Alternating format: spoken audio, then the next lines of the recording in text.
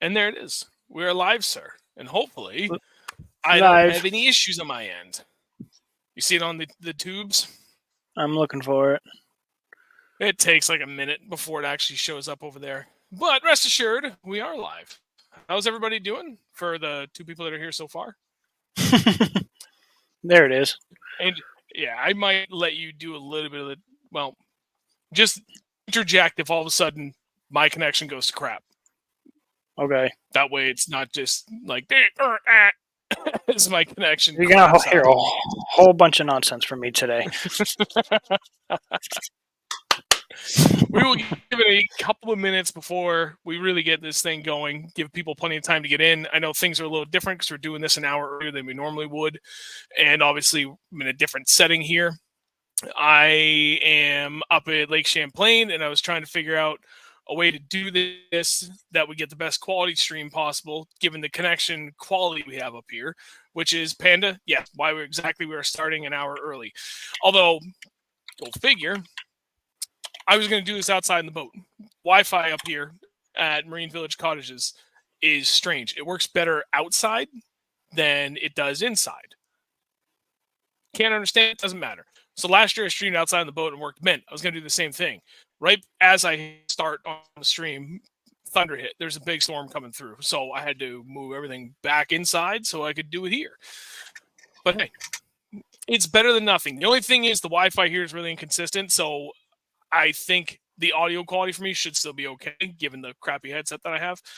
The video might glitch out, but as long as the audio is good, then I'm happy. Yeah, the audio is all right. It's not terrible. Little skippy, but it's not that bad. We can live with it. Well, that was a big old rolling thunder. So, Panda, hi, friend. Haven't seen you in a little while. But could you hear that? No. I was going to say. Okay, it was pretty loud. Hey, Andrew and Michael. Hello. We're going to keep this one kind of short. And Dennis is not here tonight because he got stuck late at work, which is kind of funny that shortly after we bring him on, all of a sudden, now he's swamped at work and can't be here. Well, it would have been 2 streams in a row. But I moved one to a comment. No, I canceled one. But yeah, no, so it's just funny. Before we really get started, I want to just give a few more minutes for more people to get in here. But let me see if I can do that without breaking it. Sean, did you fish with the elites going on? No, I just got here today. All the elites left on Monday, 2 days ago. And they're all up at the St. Lawrence, and I believe practice started yesterday for them, Tuesday. I think they only get Tuesday, Wednesday, then Thursday is off limits. No, way around. It starts Thursday. Tomorrow, Thursday, Friday, Saturday, Sunday. Yeah, so. Brian caught a pretty good bag today up there. The only thing I saw was that he caught a 7. Mm-hmm. Yeah, 26. And I was almost really cheeky about it. Yeah, I was. Nice. Yeah, he was like sending a bunch of pictures. I was like, nice 2.6. What'd you say? I saw the post. I almost commented and tagged you. Am I still breaking up? A little bit. Say it again. Try it again. You're pro.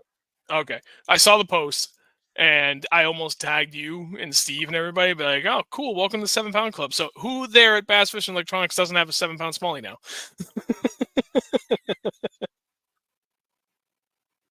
But in the next like 3 months, guess who's gonna have a 10 pounder? Yeah, you are. Just figure him out for me before I'm done in January. Okay, I will. I actually know what lake I'm gonna bring you to because it's like the deepest lake around there tops out at like 40 something, and everything else is like tops out at like 10. So yeah, I'm absolutely gonna go scope around in there. There you go. It's Yale Lake, part of the Harris chain. How far is that from Orlando? Half hour. That's not bad at all. No, I'm like 15 minutes from fucking St. John's. Yeah.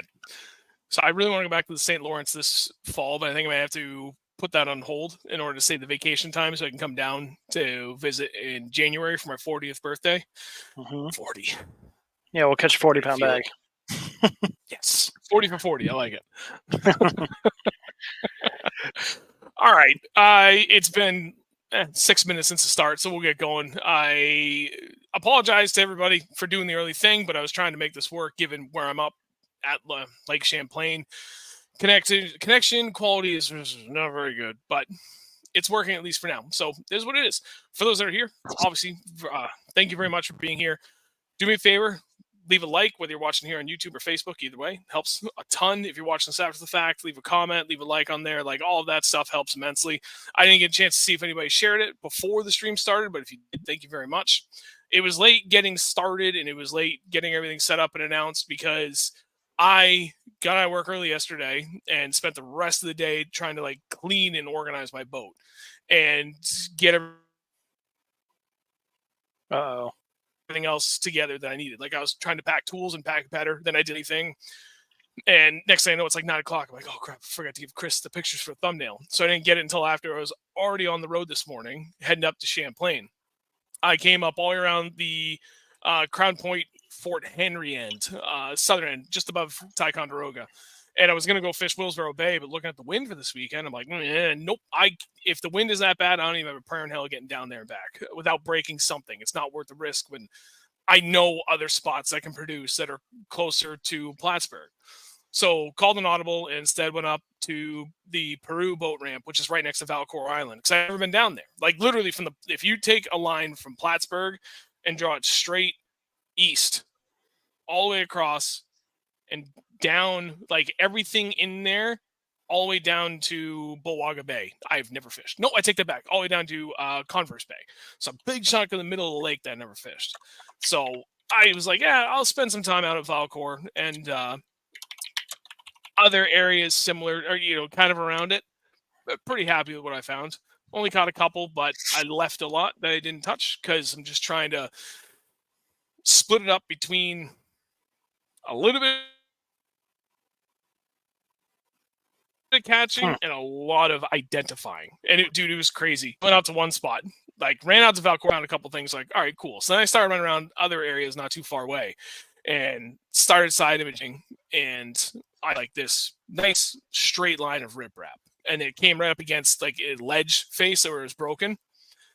And I was like, what the hell? I'll stop and I'll scope around a little bit to see who's down there. Scoped around, nothing. I was a little too far out by the time side imaging showed me what was there to me turning around with the trolling motor. Turning with the scope, and all of a sudden I see 3 boulders and there's 4 big fish on top of it.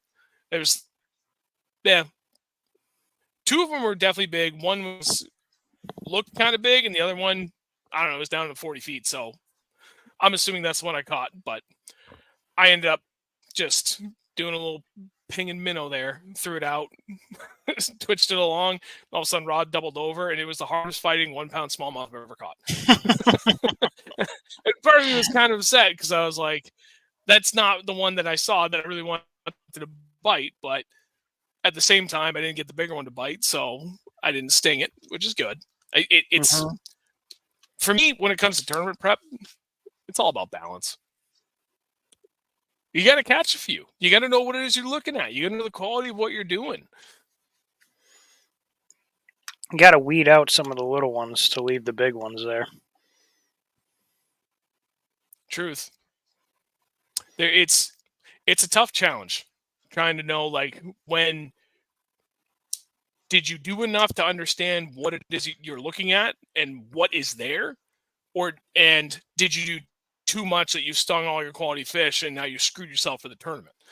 Thankfully for me, it's not like it's the only spot I have. It's literally a new spot that I found, and I had a hunch. I went out there, I looked, I found fish immediately. I'm like, okay, good. My hunch is correct. So even though my big fish catching this year has not been ideal, it's really been pretty down.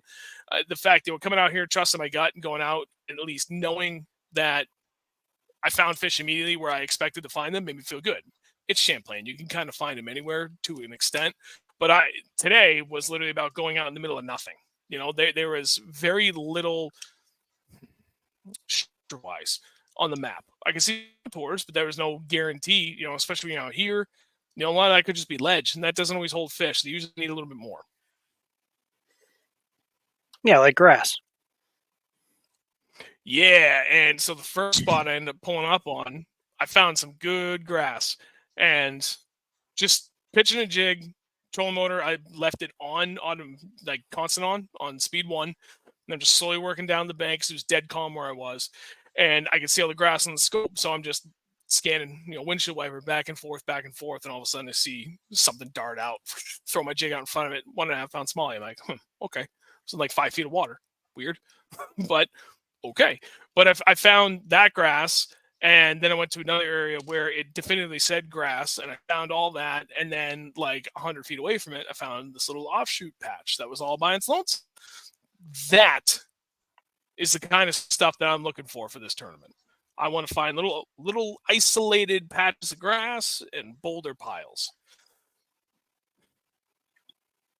I got That's not a bad game plan. 2 full days. No, well, I take that back. I've got all day tomorrow, and then I have until I think 6 o'clock tomorrow, Friday night, and by 6 or 6:30, we all have to be off the water. Then it's the pre-tournament meeting, and then it's off limits after that point. Mm-hmm. You'll find them. I'm pretty confident I will. Now it's just a question of which one do I go for? Smallers or largies? Because well, I mean, history repeats itself, and guess what everybody went for this past couple weeks. I know, largies. I mean, it's a tough call because there's a lot of 4-pound smallies and there's a lot of 4-pound largies. Yep. And the real challenge is going to be, I've got a storm coming overhead right now. Tomorrow afternoon, there's a slight chance of showers, but that's it. Otherwise, it's going to be pretty much sunny all day tomorrow and all day Friday. And then Saturday, a storm rolls in, just like this whole system. And Saturday and Sunday, it's going to be cloudy the whole time and a lot of rain. So a lot of find the next 2 days is probably going to change a little bit when it comes to the rain. And that could be really beneficial or really, really bad for largemouth versus for smallmouth. For me up here, I've done really well catching just those and just targeting those. Can't scope them. That's a 360 game. That's a waypoint game when it gets that rowdy out there, which I think it's going to be for Saturday. I got to go out there and just spot log and know that somewhere in the vicinity of 100 feet of me is all the stuff that I want to hit, and just going to pick it apart with a bunch of different things. Hope it works out. If not, move on to the next spot. And last year, it didn't really go that bad. I forget what ended up having, 15 something, I think. Given how I really couldn't go anywhere but 3 spots, I was pretty happy with that. And I could make the smallmouth bite. So I could lead on that. But man, if those largies are firing, I know exactly where I'm going to go. I got 3 spots. And I'm going to get soaked. I'm going to fill the boat with water getting there and back. But I know I can get there and back. It's just a matter if they're going to be firing or not. And at least for me, all I know is that all my spots are overlapping enough that I could go like smallie spot, largie spot, smallie spot, largie spot. And I have one side of the deck with just all smallmouth stuff, and the other side of the deck all largemouth spot stuff, and just work my way through it. I mean, I just throw both at all their spots because you know how they are there. They mix in. They do mix in big time. And it's funny because 2 of the smallies I caught today were on a 1/2 ounce Vanquish jig with a full trailer. I didn't trim it down at all. And they choked it. I was like, good. My man. That's what I want to see. I like that 4 I caught last time we were up here. What was that? What was 2 that? weeks ago? I said it was like that 4-pound smallie I caught when we were up here 2 weeks ago. Yeah. There's a 1/2 ounce full skirt big jig with a full trailer. Got that dude in 15 feet of water. So you're right. They do mingle. There's a good question from Andrew Santiago that kind of goes in line with everything else we've already been talking about. And he said, got any advice on going about tournaments? When I initially read that, as I was just talking about it, I interpreted it one way, but now I realize it could be interpreted 2 different ways. So, Andrew, do you mean just the approach to them or jumping into them in general? That's what I'm curious about. If you're looking about jumping into them in general, that's an easy one. There's a million clubs in every state. Just you can talk to friends, get some feedback from people that have fished other clubs, and just jump into any one of those. If you want to think a little bit bigger scale, then you could look at like what I'm fishing, the BFLs, and there's just the one here in Champlain. The other three in the Northeast division are like kind of all over the place in the greater Northeast. But you could just jump in as a co-angler on those 1 day thing. I think it's 130 or something like that for the 1 day, but good payout. So it's totally worth going for that if you really go in as a co-angler and meet as many different people and see how a bunch of different people fish things very differently. I think the Toyota series for Major League Fishing, which is a 2 to 3 day tournament, everybody fishes 2 days, top 20, top 25 or top 40 fish day 3. Like they also have co-anglers there too, so you could do that. But as far as from the tournament side, like actually fishing in it, any advice? Andrew needs to say something because I've been talking too much and I need water. Dude, well, any advice? Study, study, study, study, study. Go out, find spots, look for spots that have fish. Fish them. Don't catch all of them. Catch one or two. Find the size that you're happy with, and then move on to your next spot. Just keep bouncing spot to spot to spot to spot to try and find that right class of fish. Because they do school up by size for the most part. There may be a couple little straggler, smaller fish in there with them, but if you find a spot where you're seeing, if you have forward-facing sonar or not, or you're catching, you catch 1 4-pounder, there's most likely going to be a few more in there. You'll probably catch a couple dinks here and there, but if you catch 4-pounder, or if you go and catch 2 to 3 4-pounders on a spot, get the hell out of there because they will reload. They could reload with smaller fish. They could reload with even bigger fish. So just take your time, find your spots, and then work those spots during the tournament. And if that doesn't work, Hail Mary and go find some other spots that are just like it. Just run that same pattern.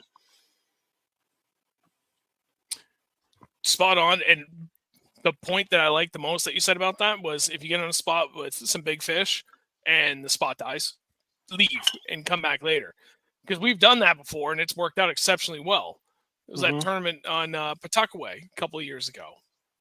I remember we were trying to figure out where to go, and I was like, we should go back to that spot we caught that giant on, because I think it may have reloaded. Was it 5? I think it was. I don't remember. I think it was a 5. It was either a heavy 4 or 5. I think it was a heavy 4. And we already caught a giant off it earlier. So there's a lot to be said for that. And I will say, your last point too about going to find other spots that are similar, that's literally what I did last year. I came out here, same deal last year as I'm doing this year, and I went out for 3 full days. Although last year I truly had 3 full days. Today was kind of like a 3-hour mission, really, by the time I get up here. And by the end, I would say middle of the second day, I had found a pretty good pattern that repeated itself like in 2 or 3 spots. So I was like, okay. At that point, I spent about an hour looking at the map, and I spent another couple of hours running through all these other spots that had, just by depth chart, identical layouts. And some of them had everything else I was looking for, where it was, a mix of sparse grass with some good bigger rocks right next to like a moderate drop off into deeper water. Like that was the ticket. Some of those spots had it, and some of those new spots I found didn't. But then by the day 3, I went out and I found maybe another half dozen or so spots that I didn't look at the day before that I was like, okay, this should be the same. And the majority of them panned out to have exactly what I was looking for. And I caught fish off every single one. I caught 1 fish, and it was a good fish off all 3. I'm like, nope, I'm done. And that was it. And I knew with the weather coming, I was going to be stuck on the New York side anyway. But that approach worked out well. This seems to have worked really well here. Can I replicate it here? Okay, that's 2 spots that I've replicated that. Now, map study the crap out of it. Start burning gas, going and running, starting to mark all those spots, and then see if you can break it down from there. That was yes. I'm sorry. I was going to say I didn't know if you were done talking or not, because it just kind of skipped out for a second. But you're good. I heard everything you said. Okay, good. Yeah, the Wi-Fi issues up here pretty bad, but it's not fun. Brian, hello, fellow 7 Club member. Wait, what? Brian, who at Bass Fishing Electronics has and doesn't have a 7-pound smallmouth now? Can you make a list for me, please? Put it in the chat there. List them all out. The ones that don't. Who's bigger, largy? By 2 ounces. Still bigger. Damn it. How many 6-pounders you caught in the last 3 years? How many what? How many 6-pounders you caught in the last 3 years? Actually, you know what? I could go back and look if I wasn't terrified that it would completely crap the bed here. You know what? You probably actually might have. We might actually be pretty even. Well, if you don't count your St. Lawrence. No. I was just looking at largies. Are you fishing both days on Champlain? Yes, I am. I don't have any 6s this year. Did I get rid of all the other spreadsheets from last year? Last year I only had 1. I think last year was the year I had 4. No, last year I had 2 and you had 1. Yeah, it was the year before. It was 2022. Okay. I don't know. I might have had 2 or 3. So I had, how many did I say? You had 1 and I had 2. And then going back another year, you had 3 more. So that's 4. But I had 4. So that's 6. 6? No, wait. Yes. 6. Yeah, 6 for me and 4 for you. Do I have 2021 on here? Do I have 2021 on here? Please have 2021 on there. God damn it. I don't know where it is. I have 2020. I don't have 2021. God damn it. I need that 2021. Sorry. 2020, I didn't have a single 6, but I did have a 7. So 2014. I got a 7. We're almost there. I don't even remember what year. Oh, God. Yeah, that was 2014. Because it was when I started the channel. No, 2015. Because I didn't start the channel until like midway through the year. It's almost 10 years ago. Yeah, dude. It's been a while. Christ. And hey, Dave. It was cold that night. All right, buddy. J-Rod, thank you. See you there. And then Ryan, I was struggling knowing if I'm throwing the right lure or color. I think finding a pattern and having an idea of where they are comes easier.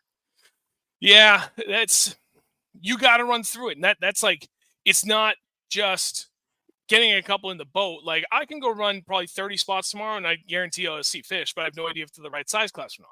You're going to put a couple in the boat. But then that's the other half of it. It's like, shit, do I even know what they're going to eat? So, like, I went out today and just kind of fiddle-left around with an open water sniper and just a little yum minnow that I was throwing on a ball jig. And I literally just, strolling it through the water column like everybody does on forward-facing sonar. Tomorrow, I already got everything rigged up. I got 2 different jackhammers. I've got 5 different jigs. No, I take that back.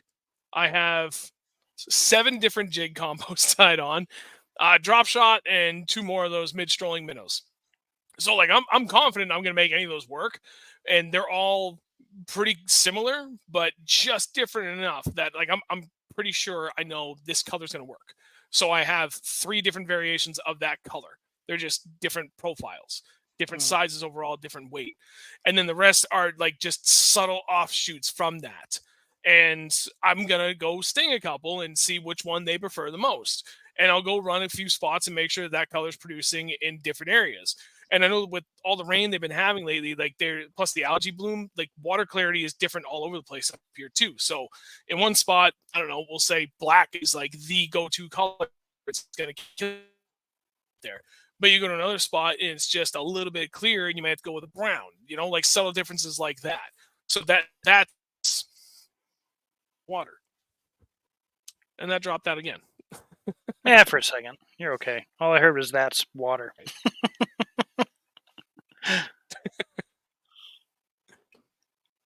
And Ryan, I don't feel bad about not catching one, a big one in a while. Wow, brain, I am tired. It's been a long day. Andrew just got his first 5 a week and a half ago, and I got my first 5 3 weeks ago. for this season. Like that's not the doing too 5 great. pounders. No, it's been bad. I was talking to DJ about it. He's like, "Yeah, what the hell is wrong with you guys? Why haven't you caught any like a bunch of 5s and 6s already?" Shut up, DJ. Yeah. Stephen Hawkins now. Jesus Christ.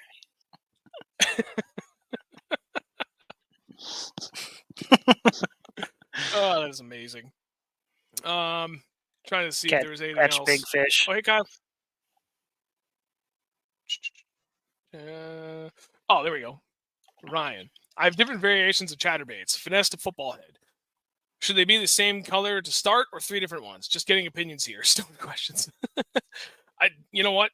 Like if the wind's up and I know they're gonna hit a moving bait, I will go with the same weight and 3 different color variations. Before I would go with different weights. Stoned questions. Sorry, I just saw that. Andrew Santiago. Hang on. I need this. Does a 4.15 count as a 5? No, because that's 4.15 pounds. If you meant ounces, that's 4-15. That is the biggest pet peeve of mine, and it's so stupid because it's absolutely meaningless. But I hate when people, wherever on social media, and they're like, "Oh, dude, I almost got a 5. It was 4.15." I'm like, no, that's a low 4. Did you mean 4 pounds, 15 ounces? Because that's daft. It's because you're an engineer. Yes. It bothered me. and absolutely not a 5-pounder because it's the closest you can get to being a 5-pounder without being one.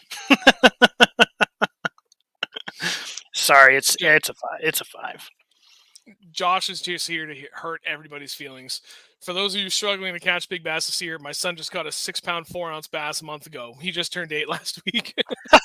Congrats to your son. That is awesome. Having a better season than I am. That's awesome. Panda, thoughts of a 5.98 pounds as a 6-pounder? I mean, in casual conversation, I'd say, yeah, it was a 6. Because it's just easy to say 5.98. If I was actually weighing it up, it's still 5.98. Yeah, it's a 6-pounder.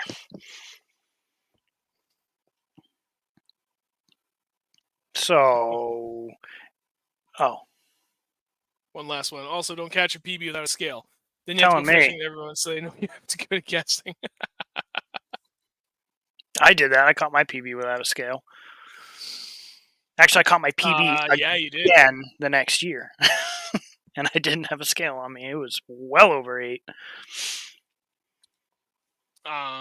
No, Kyle, I'm not a lefty. Come on in. Spencer. Give it a sec, Sean. Nobody. Hold on. Yeah. Is that your roommate? Yeah, it's Spencer from Berkshire Bass. He's rooming with us. Does he have a drum set? I have no idea why. I don't get the What? reference. You put your balls on it. Oh no. Step Brothers? Hello. Hey, back. Step Brothers. Oh wait, was it? Yeah, I remember that, but I don't remember what it had to do with the name Spencer. Is that what his brother's name was? No, but he was a roommate, and I don't know. They became best friends. So you guys becoming best friends or what? Oh shit! Where'd he go? Hold on, everybody. He'll be back in a second. I'm hoping. I can't even see the chat on this thing either, so.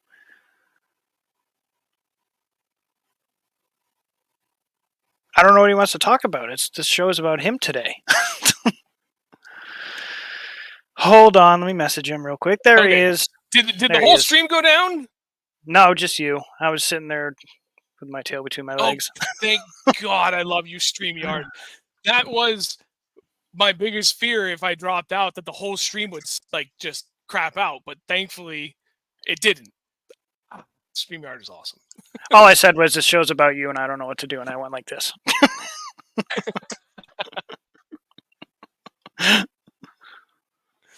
Oh man, I tell you what though. Actually, I think this is actually a good point to kind of call it. So I wanted to keep this short. I got a lot of stuff to do still tonight anyway, and this connectivity thing is going to be an issue. But I'm thinking that maybe we'll do a stream Saturday night from the cabin, just to kind of like, because there's going to be a bunch of us. So especially if it's going to be kind of nice out Saturday, well, it's going to rain. That's fine. It's for tournament guys only. Get out. Fun fishing's way more fun anyway. Huh? So where are you going this weekend? I got a show to go to.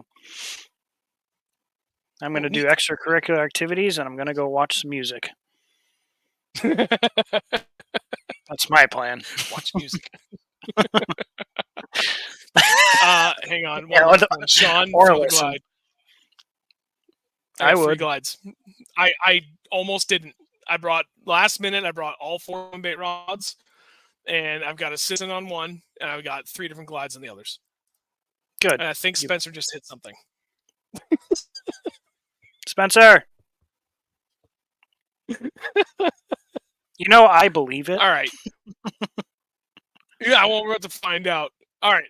Let's wrap it up. Do your thing, and at the very least, we will definitely be back. Normal setting, everything back at the house Wednesday next week.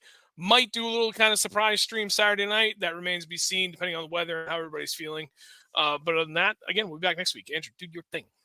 Hold on, I got a text. Hold on. Kyle Garvey. Oh, Andrew, when in Florida? You can just say it. Yeah. Okay, 3 weeks. Now it's down to 3 weeks. So time frame has moved up. You got me for a couple more weeks. But anyway, we will see you guys next week, as always, every Wednesday at 8 p.m. at YouTube/@ReelNorthernBass.com. I think I did it right. We'll see you guys next week. And he will see you Saturday. So we'll see you. Everybody, have a great night. Hey, good luck tomorrow. Hey, thanks, man. Well, you mean Saturday? Well, I mean,